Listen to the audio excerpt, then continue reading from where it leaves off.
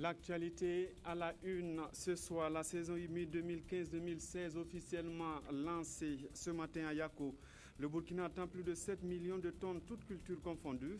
Elle se donne pour mission de promouvoir la vulgarisation des techniques innovantes à suivre. Dans ce journal, un pacte de bonne conduite pour tout candidat aux élections de 2015 et 2016. Il a été adopté mercredi après 2 jours de concertation sous l'égide du Conseil supérieur de la communication. Il concerne politique, organisation de la société civile et monde des médias. Un instrument pour évaluer la stratégie de croissance accélérée pour le développement durable. Il a été paraphé cet après-midi avec pour but de suivre la performance 2016-2018. Bonsoir à tous et merci de suivre le 20h de la télévision du Burkina. Lors de son séjour à Paris, le président du Faso a rencontré les Burkinabés vivant en France. Il a aussi eu des échanges avec le personnel de l'ambassade et les consuls. Abdel Aziz Yagibou, explication. Si leur quotidien appartient à la France, leur cœur est au Faso, leur pays d'origine. Au contact du président Michel Kafando, un seul constat se dégage.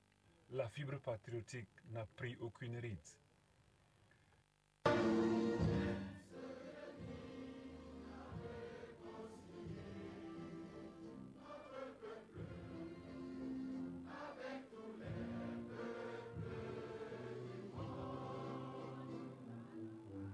Ils sont loin de la mère patrie, mais sentinelles de sa gouvernance politico-économique. La diaspora burkinabé de Paris, soucieuse d'en savoir plus sur la conduite de la transition au pays, a étanché sa soif à la source présidentielle.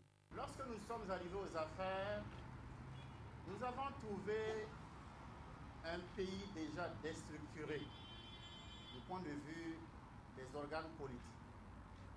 Donc notre première tâche a été de restaurer l'autorité de l'État et de stabiliser les institutions. Interrogé sur la question du vote des Burkinabés de l'étranger et sur celle relative au nouveau code électoral, le président Kafando s'est voulu clair dans son propos. Dans 5 ans, vous aurez tout le loisir de voter. C'est là au moins, je crois, c'est une certitude. Mais pour l'instant, nous ne pouvons pas le faire au risque non seulement de voir nos élections perturbées, au risque aussi d'exposer notre pays à une déstabilisation plus ou moins certaine. Nous avons écarté des gens qui ont été des jusqu'au-boutistes, qui nous ont amenés dans cette aventure. Mais nous avons dit, dans notre tolérance de Burkinabé, le parti majoritaire de l'ex-régime a la liberté de faire campagne comme tous les autres partis, et c'est ce qu'ils font. Avis partagé par la plupart des interlocuteurs du président qui se disent solidaires des porte-flambeaux de l'insurrection que sont leurs compatriotes jeunes et femmes résidant au pays. Pour eux, pas question d'aller à l'inclusion dans l'impunité pour les élections d'octobre. Seulement quelques-uns sont emparés par la crainte de voir cette loi supposée exclue des Burkinabés appliquée sous forme de jurisprudence par les régimes à venir. On est aussi, je veux dire,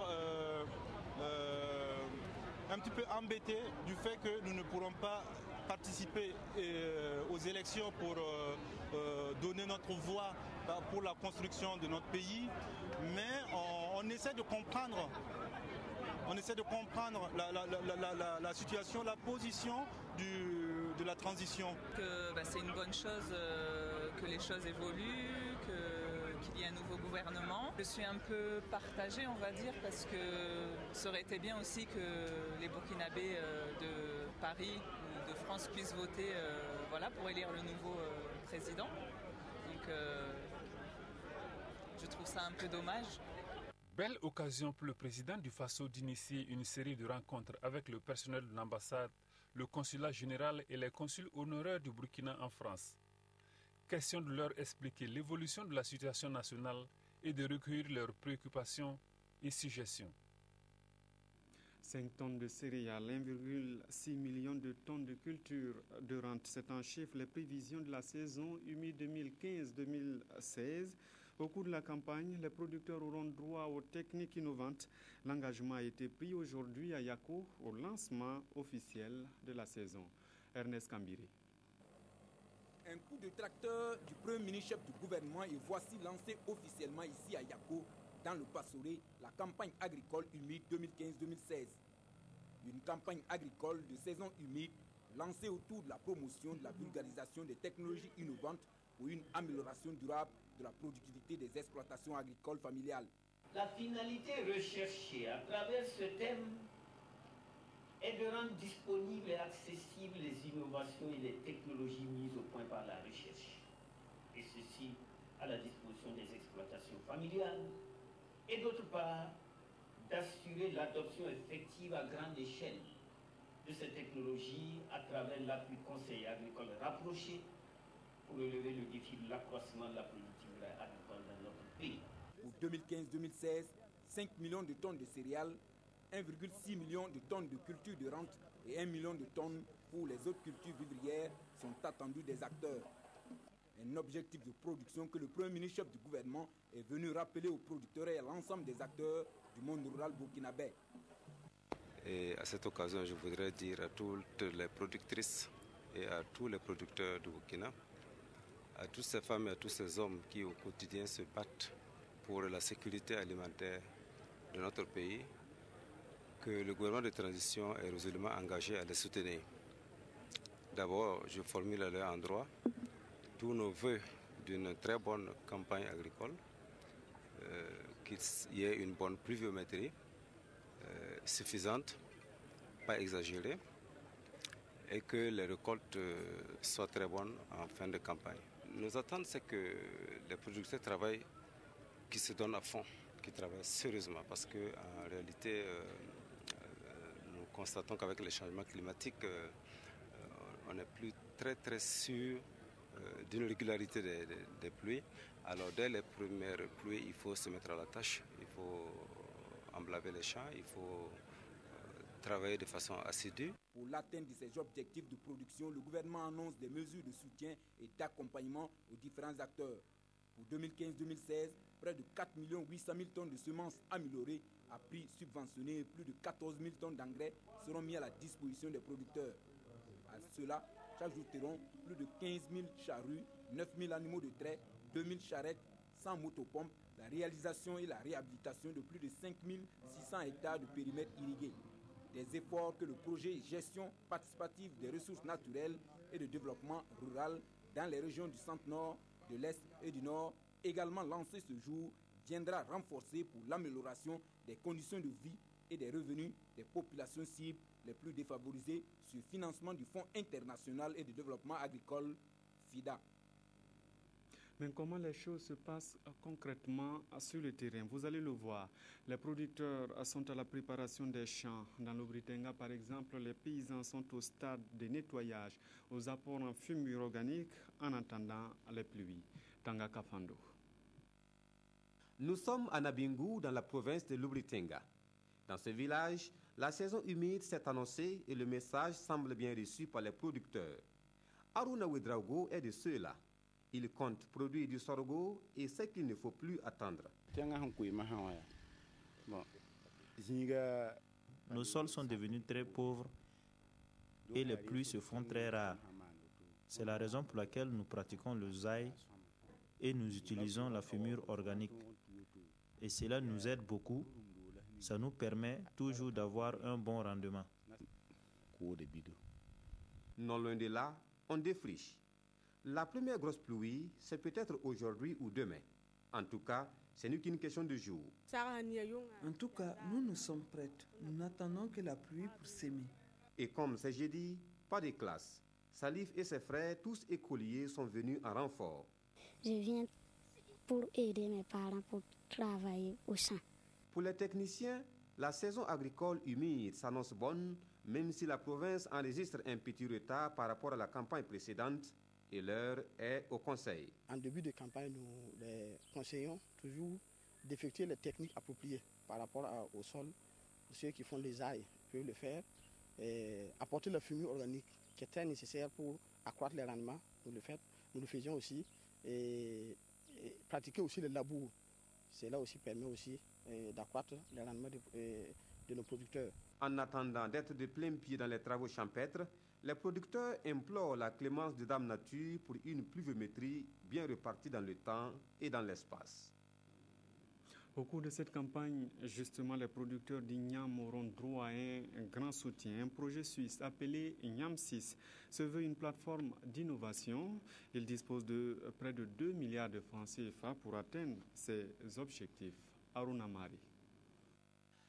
L'igname, ce tubercule qui fait vivre environ 155 millions de personnes à travers le monde, selon le projet YAM6, devrait connaître une meilleure production au Burkina Faso. Réunis ici à Léo, les acteurs impliqués dans cette filière procèdent au lancement du projet. YAM6 est un projet inter- et transdisciplinaire financé par le Fonds national suisse pour la recherche et l'Agence suisse pour le développement et la population. Donc c'est un projet qui vise à développer des méthodes durables de gestion de la fertilité des sols sous culture alimentaire. Gawa dans la région du sud-ouest et Léo dans le centre-ouest sont les localités bénéficiaires du projet YAM6. Un projet financé à environ 1,8 milliard de francs CFA par la Suisse. Il est le fruit d'un partenariat entre des instituts de recherche suisses de la Côte d'Ivoire et du Burkina Faso. Au regard des difficultés, cette initiative suscite beaucoup d'espoir chez les producteurs. Premièrement, on a cette difficulté autour de son épuisement sur le marché, qui ne motive pas fortement les acteurs à se donner à fond dans la production. De deux, on a cette divagation des animaux qui dégradent de plus en plus le sol. Et pire même, il faut dire que de nos jours, il y a même un manque de terrain. Ça va vraiment motiver encore plus davantage les acteurs qui avaient vraiment des mains refroidies. Prévu pour une durée de 6 ans, le projet YAM6 vise l'accroissement des rendements afin de procurer plus de revenus aux producteurs, mais également l'amélioration de la sécurité alimentaire en Afrique de l'Ouest. Et pour éviter la divagation des animaux, toutes ces cultures doivent se faire dans le strict respect des zones pastorales. Le non-respect, comme c'est le cas à Barani, appelle au déguerpissement. Là-bas, le gouverneur a donné jusqu'au 12 juin aux populations riveraines de ces zones pour quitter les lieux. Francis Tien. Le 12 juin 2015, c'est la date butoir donnée par les premiers responsables de la boucle du Mouhoun aux occupants illégaux de la zone pastorale de Barani pour déguerpir. Cette mesure, qui sonne comme un rappel à l'ordre, vise à réaffirmer la vocation pastorale de la zone. Cette mission que j'ai l'honneur de conduire a principalement pour but de vous informer sur les conséquences des exploitants illicites en vue de les faire quitter la zone pastorale, et ce avant le 12 juin 2015. Délai de rigueur. D'une superficie d'environ 49 000 hectares, la zone pastorale de Barani est exploitée à des fins agricoles par les populations riveraines. Face à cette situation, des campagnes de sensibilisation et d'information ont été initiées au profit des exploitants illégaux. Des exploitants qui sont restés sourds face aux différentes interpellations des autorités. En avril 2014, une plainte a été portée contre M. Guindo Brema pour outrage à autorité, rébellion et occupation illégale et des activités dans la zone. Et malgré tout, nous constatons que des gens sont installés toujours et des activités se mènent. Tinsagou, Tourkoulé, Kassagou et Barikala, ce sont les 4 hameaux de culture concernés par l'ultimatum. En août 2014, 24 personnes avaient déjà été interpellées par les forces de l'ordre pour violation de la zone pastorale de Barani. Pour ce partage juste et équilibré de l'écosystème, le Burkina a ratifié le protocole de Nagoya. Pour le respecter, le ministère en charge de l'environnement sensibilise. Aujourd'hui, son public cible était société civile et autres acteurs du privé. Viviane Tendrebego. Le caritier, le tamarinier et toutes les espèces de la flore et de la faune renferment des principes génétiques que les hommes exploitent au quotidien. Le protocole de Nagoya, qui est entré en vigueur en octobre 2014, a pour ambition de protéger ces ressources génétiques. Tout ce que nous nous nourrissons là, ce n'est pas du matériel minéral. Ce sont les ressources biologiques, ce sont les ressources génétiques que nous nous nourrissons. Il s'agit d'attirer leur attention sur l'enjeu qu'il y a dans ce domaine-là. Parce que c'est à partir de là que la recherche est menée et puis peut isoler une substance qui a une propriété donnée. On transforme ça en produit et ça nous revient encore cher. Et parfois, sans même une compensation équitable pour le pays d'origine. Le Burkina Faso a ratifié le protocole de Nagoya.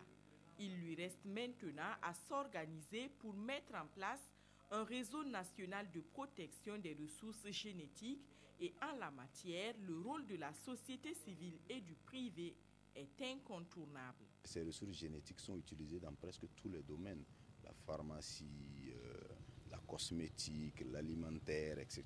Donc déjà, il y a un filon que nous pensons que le secteur privé pourrait exploiter à bon escient.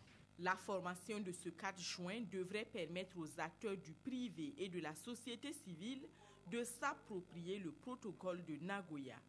Cela leur permettra à coup sûr de jouer leur partition dans la protection et la valorisation de ces ressources génétiques. Dans l'actualité, ce soir, la SCAD, la stratégie de croissance accélérée pour le développement durable, a un outil d'évaluation. Il a été paraphé ce soir et concerne la période 2016-2018. Frédéric Etienne Bassenga. Ils ont en main les actions à mener pour les années 2016, 2017 et 2018 dans le cadre de la stratégie de croissance accélérée et de développement durable. Ces acteurs clés dans la mise en œuvre de la SCAD ont tous apposé leur signature sur cette matrice de performance qui constitue la dernière étape des processus d'établissement du bilan, mais surtout la définition des initiatives à venir. Ce qui est prévu pour 2016, c'est la mise en œuvre de ce que nous appelons les mesures ou actions structurantes. Il s'agit par exemple des développements des pôles de croissance que nous allons poursuivre. Il s'agit de la question cruciale donc, de l'emploi des jeunes, de l'entrepreneuriat des femmes, qui est une question d'actualité et pour laquelle nous n'avons pas encore fini de trouver les solutions, même s'il y a eu des actions vigoureuses qui ont été entamées. Il y a les questions aussi des infrastructures, et dans tous les domaines, les infrastructures que ce soit socio-éducatives, sanitaires, que ce soit aussi les infrastructures routières. Il y a aussi le problème donc, du recensement général de la population. J'ai dit qu'aujourd'hui, toutes les politiques publiques doivent intégrer cette dimension, la dimension vraiment des populations. Si on ne fait pas un recensement, si on ne connaît même pas le nombre exact de Burkinabés, on ne peut pas définir des politiques adaptées. Toutes ces mesures et actions devraient pouvoir renforcer la réalisation des objectifs de 2015. Cette matrice de performance 2016-2018 va également permettre de suivre et d'évaluer la SCAD sur cette période.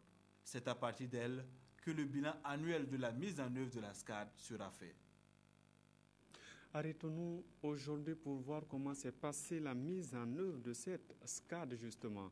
Elle dure 5 ans, mais quels sont les défis, les difficultés, les interrogations, mais aussi les perspectives? Drissa Seri. À partir du tableau que présente l'économie burkinabé aujourd'hui, on peut dire que la stratégie de croissance accélérée et de développement durable SCAD que le pays a adoptée comme référentiel de développement sur la période 2011-2015 a eu des résultats mitigés. Si au départ, on avait tablé sur une croissance à 2 chiffres, en 2014, on se retrouve avec une croissance de 4% pour un taux de croissance de 5% espéré en 2015, soit moins de 50% de l'objectif visé, ce qui suscite des interrogations sur la pertinence même de ce programme gouvernemental. Oui, elle est pertinente parce que la pertinence s'analyse au niveau des actions. Est-ce qu'elles sont logiques? La stratégie est nécessaire pour un pays, c'est-à-dire qu'il faut un guide, il faut indiquer ce qu'on veut faire dans un timing clair. Moi, je m'amuse à faire un jeu où vous pouvez interroger différents experts, analyser les solutions, vous verrez qu'il y a peu vont s'éloigner de ce qui est indiqué dans la SCAD. Donc, sur ce plan, c'est pertinent. Maintenant, on peut avoir une stratégie pertinente et puis ne pas la mettre convenablement en œuvre, et sans oublier qu'il y a des contraintes qui s'imposent à vous aussi, qui sont souvent extérieures. Dans la mise en œuvre de la SCAD, il y a eu 2 contraintes fortes. Il y a eu 2 crises sociopolitiques, celle de 2011 et celle de 2014. La contrainte qui se pose à l'économie burkinabé, donc à la SCAD, reste sa vulnérabilité aux chocs exogènes. On a entre autres la pluviométrie, le prix du baril de pétrole, le prix des matières premières. À cela s'ajoutent des défis de passation de marchés publics, les changements institutionnels et les problèmes de planification. Le bilan a indiqué des éléments sur lesquels on devait mettre l'accent pour à terme améliorer les conditions de vie des populations. Et ces éléments concernaient notamment de continuer à améliorer l'accès aux services sociaux de base comme le faisait le cadre stratégique de lutte contre la pauvreté. Et également, dans ce sens-là, d'arriver non plus à assister les populations, mais de mettre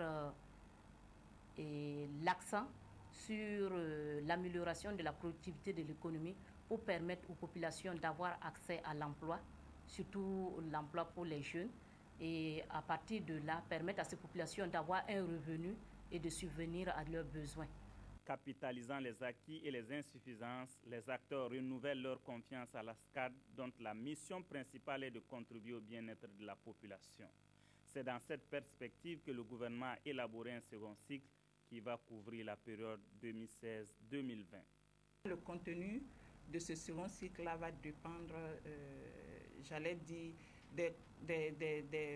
du bilan qu'on fait, du bilan de mise en œuvre sur les 5 premières années et des consultations qu'on aura donc avec les principaux acteurs de mise en œuvre de la SCAD et les partenaires au développement. Dans la perspective du second cycle de la SCAD, des consultations seront bientôt lancées dans une démarche participative. L'accent devrait être mis sur des aspects comme la communication, l'emploi des jeunes et l'ancrage institutionnel. Pour les élections à venir, les organisations de la société civile, les politiques, les médias et aussi les agences de publicité sont soumis à un code de bonne conduite. Le code de bonne conduite a été adopté hier à l'issue de 2 jours de discussion entre les représentants de ces différentes parties avec pour but la paix et la cohésion sociale. Ini Janine Walkoy Kambiri. Le Faso autrement dans son fief, Ablassé Ouedraogo est ici, chez lui à Pabré, puis dans un village voisin Nyonyogo, pour convaincre de la pertinence de son programme de société intitulé « Ensemble, construisons le Faso autrement ». Pour le coordonnateur du parti dans cette zone, le message est bien reçu. C'était pour parler de la présidentielle et ensuite les législatives et puis les municipales à venir. On a demandé à toute la population d'accompagner le président Ablassé Ouedraogo qui est natif de notre commune. Les grands axes de l'action du parti Le Faso autrement sont la santé, l'éducation et l'autonomisation des femmes. Il ne faut jamais rien attendre de quelqu'un. Il faut commencer toujours à faire et vous allez au fil du temps avoir l'accompagnement. C'est ce qu'on dit, apprendre à pêcher le poisson, c'est mieux que de vous donner la nourriture tous les jours. Et ce que nous avons pu voir ici, que ce soit à Pabré ou à Nyonyogo, c'est l'adhésion de la population à la vision du parti Le Faso autrement. Le Faso autrement organise cette fin de semaine son congrès et la candidature d'Ablassé Ouedraogo à la présidentielle du 11 octobre sera certainement confirmée à cette rencontre.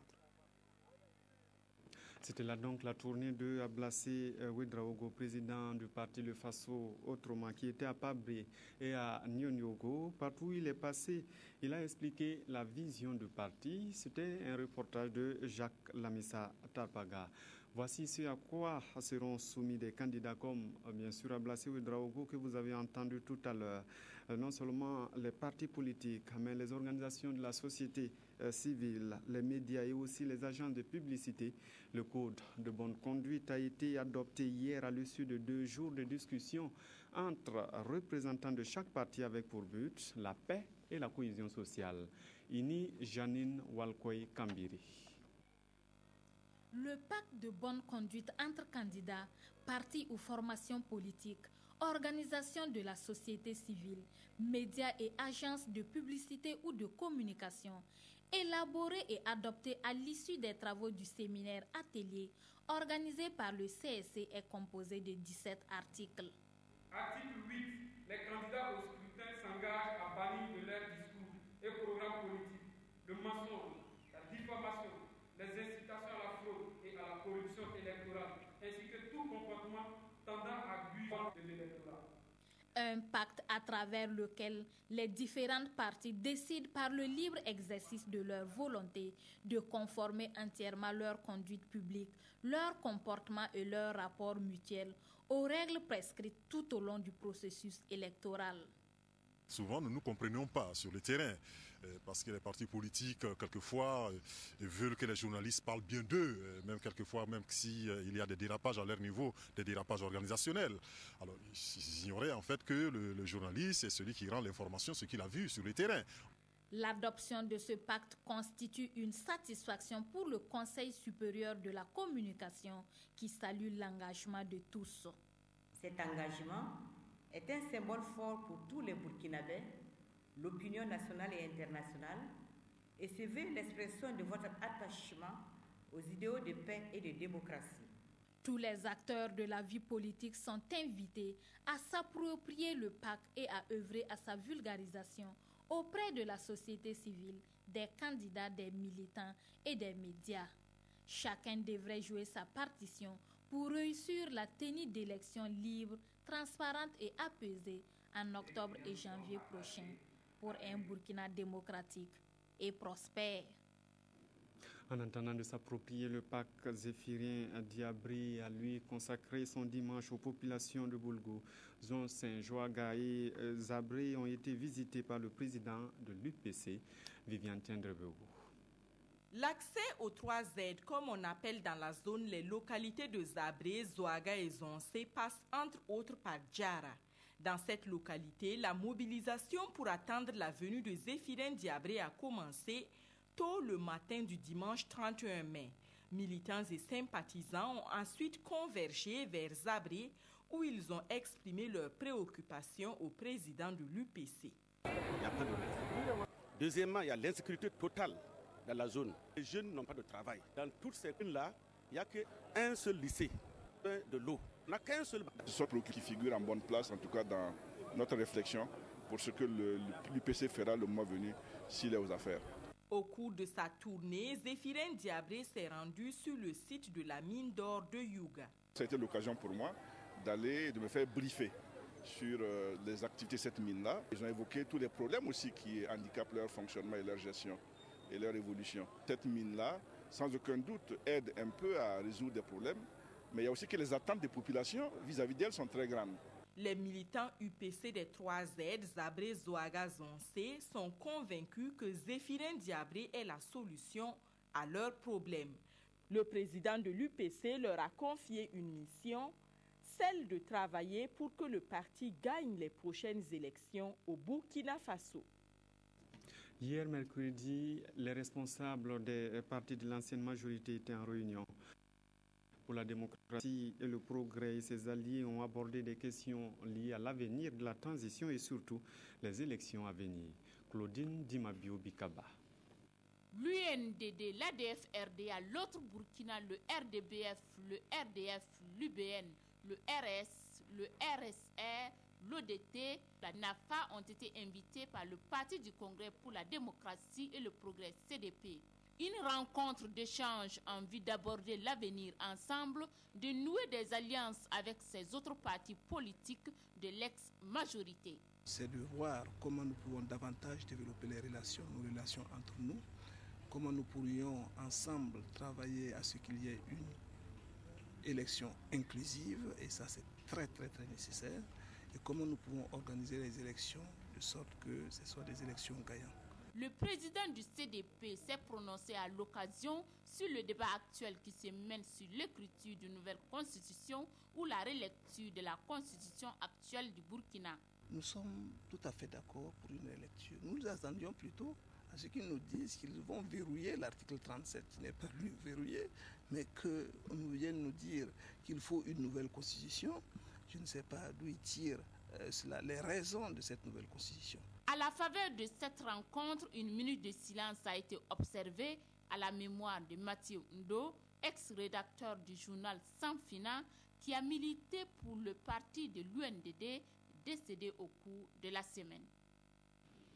L'Agence universitaire de la francophonie et les entreprises pour un partenariat. Leur but, réduire le taux de chômage au Burkina. Une rencontre a eu lieu hier entre les deux parties. Peggy Ouedraogo. La création d'un partenariat université-entreprise comme alternative au chômage des jeunes diplômés. La démarche est expérimentée ici. Mais avant, il faut accorder les violons. En ce moment, il y a le problème du passage au LMD. Et les experts nous ont fait comprendre l'importance de la définition des curricula dans le cadre de la professionnalisation que le LMD est censé justement résoudre. Donc, nous, dans ce cadre, nous avons fait appel à nos experts, notamment à l'Institut de la francophonie pour la gouvernance universitaire, qui est spécialisé dans le domaine. Responsable d'université d'une part et acteur du milieu professionnel de l'autre, cette séance de travail a pour but d'adapter au mieux les formations académiques aux besoins actuels du marché de l'emploi. Ce que nous souhaitons, c'est que les entreprises puissent contribuer à la rédaction des offres de formation professionnalisantes dans nos universités, que ces entreprises puissent contribuer à la formation des étudiants que nous formons pour les entreprises à travers l'octroi des stages, à travers la possibilité par exemple qu'on puisse donner à des travailleurs ou à des étudiants de pouvoir se former par alternance. Face au marché de l'emploi de plus en plus exigeant et même sélectif, les responsables d'universités peuvent compter sur l'expérience de l'agence universitaire francophone. Au ministère en charge du travail et de la sécurité sociale, les pires formes du travail des enfants sont à combattre avec la dernière rigueur et un plan est en cours pour l'année 2015. Pour le réussir, tous les acteurs impliqués ont parcouru aujourd'hui le rapport 2011-2013. Yolande Lompo. Le travail des enfants constitue un frein au développement des pays et prive ces derniers d'une formation susceptible de leur garantir un avenir meilleur. Afin de lutter contre les pires formes de travail des enfants au Burkina Faso, le ministère de la fonction publique du travail et de la sécurité sociale et ses partenaires sont en concertation. La question de la lutte contre le travail des enfants est transversale et engage différentes institutions, différents acteurs pour parvenir à juguler le phénomène. La législation du Burkina Faso interdit le travail des enfants en dessous de 16 ans et en ce qui concerne les sites d'orpaillage, aucun enfant de moins de 18 ans n'a le droit d'y travailler. Les pires formes de travail des enfants renvoient aux formes les plus inhumaines et les plus avilissantes du recours à la main-d'œuvre enfantine. Il s'agit notamment, par exemple, de toutes les formes d'esclavage et les pratiques analogues telles que la vente et la traite d'enfants, la servitude pour dette ou de l'exploitation sexuelle des enfants, ou encore du recours à la main-d'œuvre enfantine pour exécuter les travaux dangereux. À cette première session ordinaire de l'année 2015 du Comité national de coordination du plan d'action national de lutte contre les pires formes de travail des enfants, le rapport synthèse 2011-2013 de la mise en œuvre du plan d'action national de lutte contre ces pires formes de travail sera amendé et validé. Parlons sport à présent et football. Vous le savez déjà, Gernot Rohr est le nouveau sélectionneur des étalons. Mais le franco-allemand peut compter sur la complicité de deux Burkinabés, Brahma Traoré et Firmin Sanou. Comment se passe cette collaboration? Réponse avec Yacouba Ouedraogo. Le patron du groupe, c'est lui, Gernot Rohr. Mais aux techniciens franco-allemands s'ajoutent 3 autres assistants pour la gestion de l'effectif étalon. José Kobos et 2 autres nationaux, Brahma Traoré, ex-assistant de Paul Putsch, et Firmin Sanou, qui est à ses premiers pas avec les étalons en tant qu'entraîneur adjoint. J'avais au départ peut-être certaines appréhensions parce que je ne connaissais pas personnellement Gernot Rohr. Et au fil du temps, je commence à découvrir un peu le grand monsieur qu'il est. Voilà, mon intégration s'est très bien faite rapidement. L'intégration faite sur le terrain, l'ex-international burkinabé s'exprime et s'affirme en apportant sa petite touche à la construction de l'équipe. Au départ, c'est lui qui prend le ballon, il percute. Et après, sur un compte défavorable, il y a Bassé qui lui remet.